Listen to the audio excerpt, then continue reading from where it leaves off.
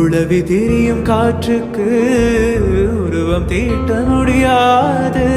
காதல் பேசும் மொழியெல்லாம் சத்த கூட்டில் அடங்காது. இயற்கையின் மொழிகள் புரிந்துவிடு, மனிதரின் மொழிகள் தேவையில்லை. இதயத்தின் மொழிகள் புரிந்துவிடு, மனிதர்க்கு மொழியே தேவையில்லை.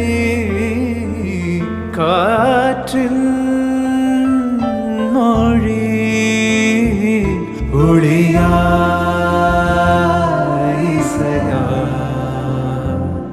பூவின் மொழி நிறமா